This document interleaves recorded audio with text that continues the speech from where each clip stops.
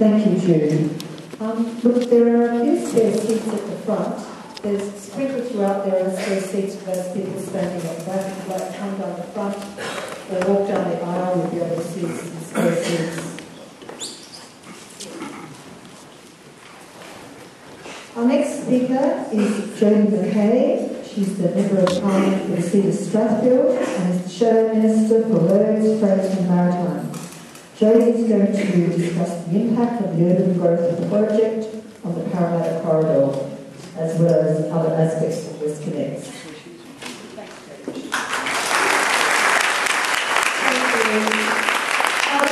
I want to acknowledge the traditional owners of the lands and then pay my respects to elders past and present.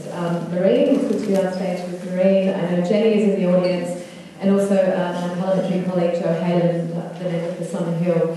Can I start by saying to all of you, I know there's great anxiety in this room, and many of you are in a situation where you've either just found out that your homes are going to be acquired or indeed that your homes are affected. And certainly from my perspective, I feel for you, and thank you for being here tonight to try to find out a little bit more about what's happening.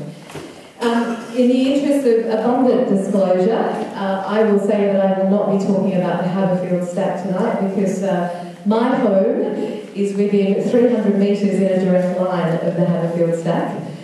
So I won't be discussing the Haberfield stack, and if there are any questions in regard to the opposition's policy on that, I'll defer to Jo Halen, who is the local member. So I'm going to talk about two issues. The one is, the first is around the lack of transparency and the mismanagement of this project that has occurred and is occurring. And the second thing I'm going to talk about is the Parramatta Road Urban Renewal Project, which, as many of you will know, is intimately linked to the WestCONnex project. In fact, the government has directly linked those two. And so I want to talk about both of those. The first is around transparency, and I think the biggest burning issue with this particular project right now is that the government has not released the business case. Now, good governance, good process would tell you that in the interest of transparency, that it is important there is a business case to not only justify this project, but indeed to inform the community so that if you are to make a decision about whether or not you support WestCONnex, you have that information. And unfortunately, the government has not done that. In a meeting I had with the WestCONnex Delivery Authority last week, they told me that the business case was not even complete and would not be completed until the third quarter of this year. Now, when you have a situation where you have a detailed plan that has been released, the construction company that's been engaged, you have houses that are being acquired, and you have a situation where you do not have a business case, that is quite appalling. It is not good government at all, and it is certainly no wonder that this project is so unpopular. The EIS is also yet to be released, and in an interview I did actually with Jenny Bacon during the week, I indicated that I believe both the business case, until the business case and the EIS are released, that the acquiring of property should stop, because otherwise it seems to be a fait accompli. The government has actually made up its mind in terms of which properties it will acquire and where the stacks will be located, and it has not released the information so that we cannot put our views forward in a community consultation, which one would expect there should be. The only information that has been released was put out by the then Barry O'Farrell as Premier, or their then Premier, who's always Barry O'Farrell, back in 2012. It was the preliminary business case. The Auditor General assessed that business case and found that there were serious issues with the preliminary business case. In fact, there were six aspects of the business case that were in fact red flags. There was not one green flag within that project. It was the only independent review of the business case to date, and it was the preliminary business case. And he said, and I quote, that he was not able to form a view on whether the project is a worthwhile and prudent investment for the New South Wales government. So such is the mystery of this business case that actually during Senate estimates questioning last year, it was discovered that the business case had not yet been provided to Infrastructure Australia. So you have a federal government that's committing funding, both in terms of real money and a concessional loan of $2 billion, and it actually hasn't seen the business case. So that just shows you, I think, some of the poor governance and process that surrounds this project. On May 7th in the Parliament, the Minister was asked when the business case would be released, and he said that the non-commercial in confident aspects of the business case would be released in July. So we can only hope that that will be the case. But certainly there is, as I said, absolutely no transparency. So for all of you sitting out there wondering whether this project is or is not a good thing, even if your homes are not impacted, you cannot make that decision. So the opposition, the policy that we took to the election was that we support the M4 East in principle. However, I have to say, as Shadow Minister, as this project is progressing and the issues around transparency are growing, there is little evidence for us to be able to base a decision any more than we support this in principle. So this is what we do know in regard to the funding. As you know, there's been no traffic modelling that has been released, and indeed very little information on how the complete project will be funded. So what we do know is that the latest figure for the WestCONnex is $15 billion. That's a 50% increase from the $10 billion that was first quoted in 2012. We know that in part it will be funded by the New South Wales and the federal governments, including a concessional loan. We know that the private sector will be involved, and we know that the collection of toll income will be involved. We know that the government is providing $1.8 billion, the feds $1.5, and as I said, the $2 billion concessional loan. But we still have a $10 billion gap in funding. So the business case is absolutely required for so many reasons. One of those is for transparency around the funding of this project. For instance, we don't know what the traffic modelling is to actually justify the toll income that the government presumes, which we also don't know. So we don't know whether the government thinks that it may have to underwrite that. We don't know the promises that the government will in fact make to the private sector.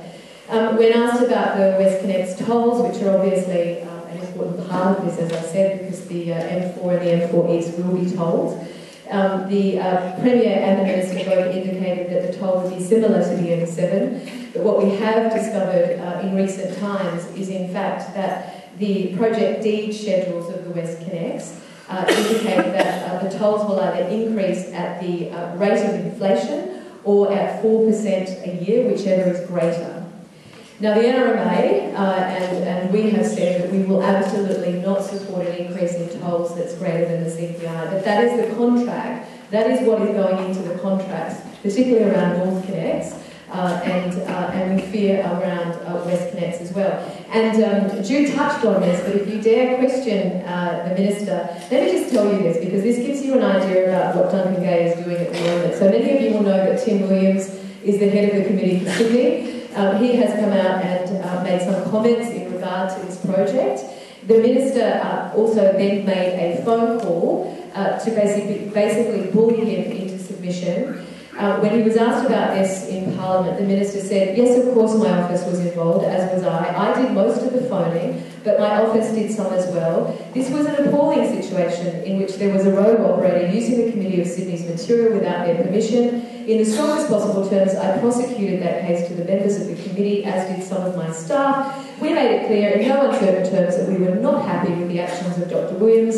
If I employed someone who'd done that, they would not still be in my employ. So basically, if you speak out about this project, if you are a stakeholder like the Committee for Sydney and you speak out about this project, you will experience the wrath of the Minister. And that is what is incredibly wrong about what this government is doing right now. Not only do we not have the business case, the EIS, there's a complete lack of transparency. But if you do speak out, you are quickly put back into the box by this Minister, and that is wrong. Because each of us certainly have a right to question this project. We pay taxes, you pay taxes, your homes are going to be affected by this project, and the government has to release this information. And I just find it absolutely extraordinary that they are trying to convince us of the worth of this project, which we've in principle supported, when they will not release critical information. I've got 2 minutes, 1 minute, 1 minute. I want to talk briefly about the Parramatta Road project because, as most of you know, the government has said that if WestCONnex is built, if the M4 East Tunnel is built, then Parramatta Road can be revitalised. Well, we support absolutely the revitalisation of Parramatta Road. The problem is that the CGS Economics and Planning report commissioned by the City of Sydney actually found that traffic on Parramatta Road will increase by more than 20% because motorists will avoid paying these tolls, which are in fact supposed to fund the project. So one of the issues we have, again, is that we have no information now to support that the revitalisation of Parramatta Road is even possible. We also know that the government has completely bungled the management of Parramatta Road. To his credit, I met with Rob Stokes, the Planning Minister, and he's agreed to start the consultation process around the draft plan again and implement whatever Grove had initially put up, which was a very comprehensive engagement strategy, might I say. So we have had a minor win on that. But what we knew is that through a call for papers in the Upper House is that the Minister at the time, Prue Goward, she cancelled 168 of the 170 consultation activities at a cost of more than $2.5 million in wasted money. The amenities plan for Parramatta Road is underfunded by about $160 million. The Premier's office intervened to pull out the transport plan, and the government undermined the MOU process with councils. What is abundantly clear with both these projects is that this government wants to shut down community consultation. They want to shut down transparency. And I think that has to be absolutely the basis for what this group and what this meeting will decide tonight. Now, whether that is a parliamentary inquiry, and as the opposition we would support that, we would support anything that shed light on this project and the work that the government is currently doing, which none of us know about.